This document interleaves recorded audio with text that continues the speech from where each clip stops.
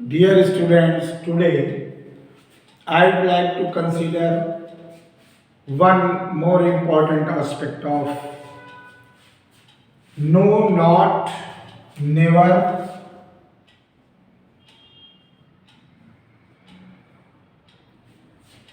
वैसे तो ये एडवर्ब के रूप में होते हैं, लेकिन नो, नॉट, नेवर कंजंक्शन के रूप में भी प्रयोग होते हैं। और इसका रूल है नो, नॉट, नेवर का प्रयोग कंजंक्शन के रूप में होगा अगर कंजंक्शन के रूप में, ध्यान दीजिए, कंजंक्शंस के रूप में, तो इनका रूप बदल जाएगा। जब नो, नॉट, नेवर का प्रयोग कंजंक्शन के रूप में होगा तो इसका रूल लिख लें कि नो, नॉट, नेवर आदि का प्रयोग अगर वाक्य में होता है और उसके बाद पूरा क्लास है, यदि वाक्य में नो, नॉट, नेवर के बाद क्लाज पूर्ण हो, जो भी क्लाज हो वो पूर्ण हो, यानी क्लाज रहे, तो आर का प्रयोग होता है। आर का प्रयोग होता है।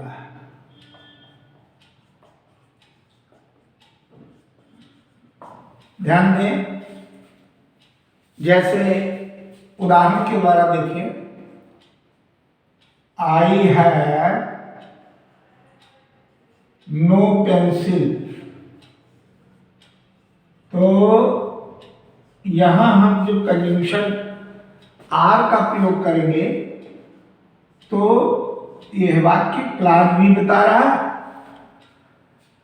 ये क्लाज की पूर्णता कर रहा, क्योंकि I have no pencil or pen, pencil भी नहीं है या पेन भी नहीं है, ये भाव है। तो आर का प्रयोग होता है, नार का नहीं, ये नार का नहीं प्रयोग होता है इनके साथ, ये सिखाना। एक उदाहरण आप लोग नो का लिख लिए, एक नाट का लिख लो। जैसे हमने कहा कि ही कैन नॉट लाफ, वो हंस भी नहीं सकता, और उसके बाद आर वीक कर, आर वीक, वह हंस भी नहीं सकता और रो भी नहीं सकता, तो वह हंस या रो नहीं सकता है। नेगेटिव सेंटेंस में इन कंजंक्शन के प्रयोग के साथ no or, not or, never or, जैसे उदाहरण लिखें, I have never seen, I have never seen him or heard of him.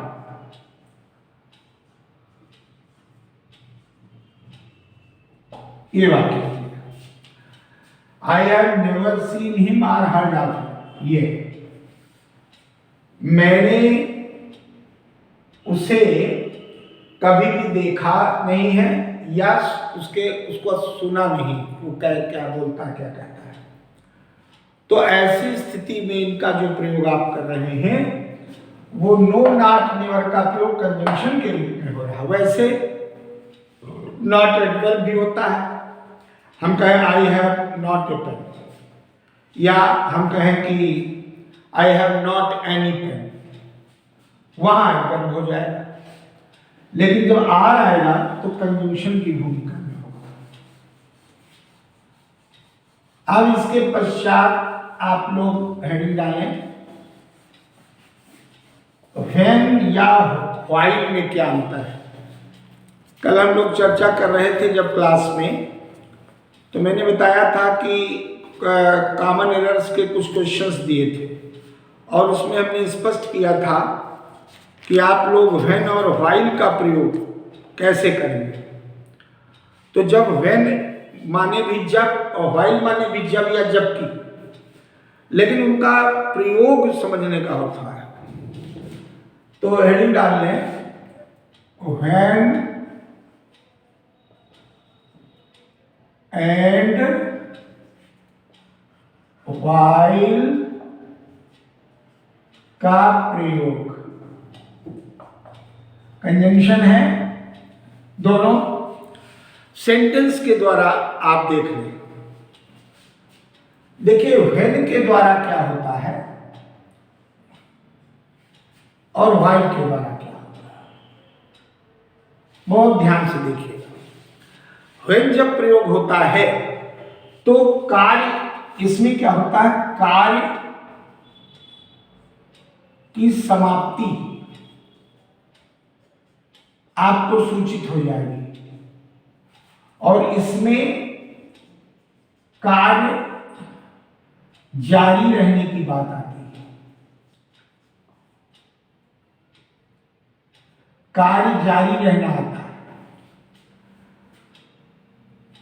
एक बात और, जैसे व्हेन का प्रयोग हम लोग करते हैं, वाक्य लिया कि मोहन सा आ स्नेक, और हमने कहा व्हेन ही अवोक, व्हेन ही अवोक। अब इस वाक्य में देखें ध्यान से, मोहन ने एक सांप देखा जब वह जगा।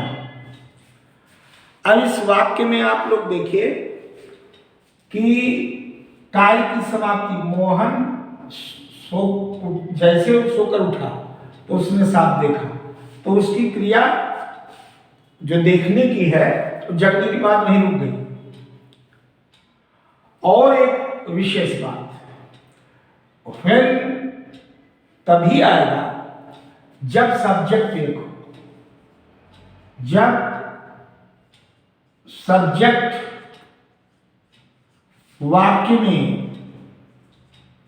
एक हो। अब वही मोहन ने सांप देखा है और वही मोहन जागा है, इसलिए यहां पर इसका प्रयोग। अब व्हाइल से अंतर स्पष्ट करो। जैसे हमने कहा व्हाइल आई राइट,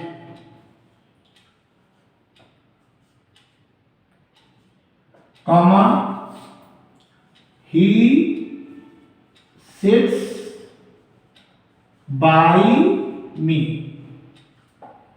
अब इस वाक्य में देखिए, एक सब्जेक्ट ये है और दूसरा सब्जेक्ट ये है। जब मैं लिखता होता हूं या लिखता हूं तो वो मेरे पास बैठता है। यहां पर आप देखिए दो सब्जेक्ट हैं, पहला इसमें सब्जेक्ट एक होगा, इसमें दो सब्जेक्ट होंगे। व्हाइल के प्रयोग में, व्हाइल के प्रयोग में दो सब्जेक्ट होंगे, व्हेन के प्रयोग में एक सब्जेक्ट। दो सब्जेक्ट विद्यमान है,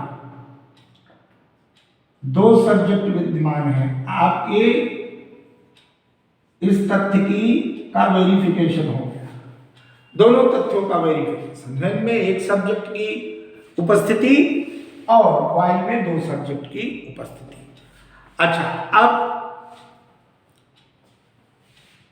दो तथ्य, जैसे हम लोग इंग्लिश में कहते हैं व्हाइल देयर इज लाइफ, एक और देख लें, व्हाइल देयर इज लाइफ।